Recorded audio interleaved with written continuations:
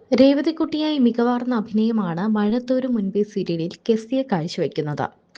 കെസിയ എന്ന് പറഞ്ഞാൽ മലയാളി പ്രേക്ഷകർക്ക് അറിയാൻ വയ്യ.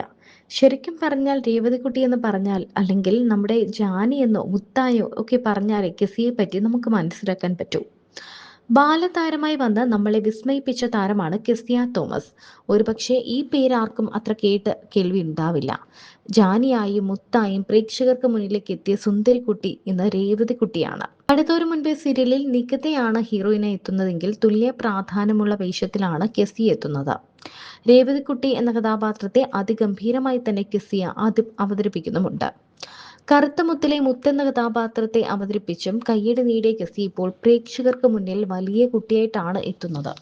ഈ കൊച്ചയ്ക്ക് ഇത്രയും വലുതായോ എന്നാണ് കണ്ണു തള്ളി പ്രേക്ഷകർ ചോദിക്കുന്നത്. അനാഥ പെൺകുട്ടിയായ രേവതിക്കുട്ടി മാമച്ചന്റെയും ഗ്രേസമ്മയുടെയും വീട്ടിലേക്ക് എത്തുന്നതോടെയാണ് കഥാഗതിയൊക്കെ മാറുന്നത്.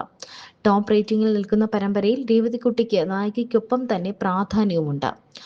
മലയാളികളുടെ ഏറ്റവും പ്രിയപ്പെട്ട സീരിയലുകളിൽ ഒന്നാണ് മഴ തോരും മുൻപേ. മഴ തോരും മുൻപേ സീരിയലിന് വലിയൊരു ആരാധക വൃന്ദം തന്നെയുണ്ട്.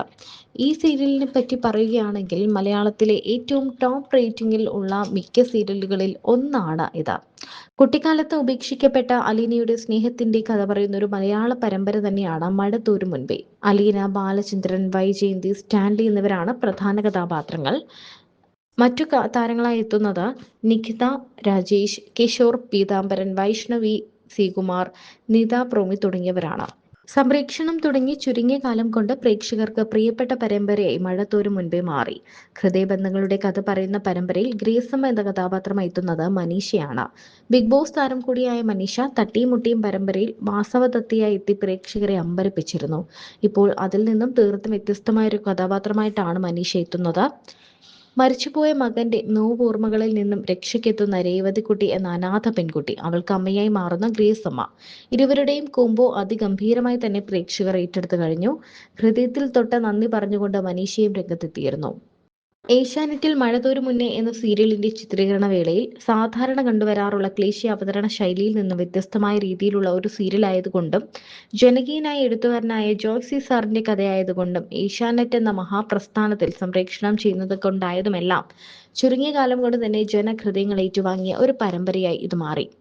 ഇവിടെ എടുത്തു പറയേണ്ട ചില പേരുകളുണ്ട്. ആദ്യം അതിന്റെ ഡയറക്ടർ ബിനു വെള്ളത്തൂവൽ. അദ്ദേഹത്തിന് എടുക്കേണ്ട സീനുകളെ പറ്റി വ്യക്തമായ ഒരു ചിത്രം ക്യാമറയിൽ പതിയുന്നതിന് മുൻപേ മനസ്സിലേക്ക് പതിയുന്നത് കൃത്യമായി അവതരിപ്പിച്ചു കാണിച്ചു തരാനുള്ള കഴിവ് അപാരമാണ്. അഭിനേതാക്കൾക്ക് ഈ കഥാപാത്രത്തെ തിരിച്ചറിയാൻ, ഉൾക്കൊള്ളാൻ അദ്ദേഹത്തിന്റെ വിവരണം കൊണ്ട് പെട്ടെന്ന് സാധ്യമാകും. മാത്രവുമല്ല, കാണികളുടെ മനസ്സിലേക്ക് കഥാകാരൻ കണ്ട അതേ കഥാപാത്രങ്ങളെ പോർട്രേറ്റ് ചെയ്തു കൊടുക്കാൻ മിടുക്കനാണ്. ഈ സീരിയലിൽ അദ്ദേഹത്തിന്റെ ഏറ്റവും വലിയ ശക്തി എന്ന് പറയുന്നത് ക്യാമറ കൈകാര്യം ചെയ്യുന്ന ഗസലായിരിക്കും.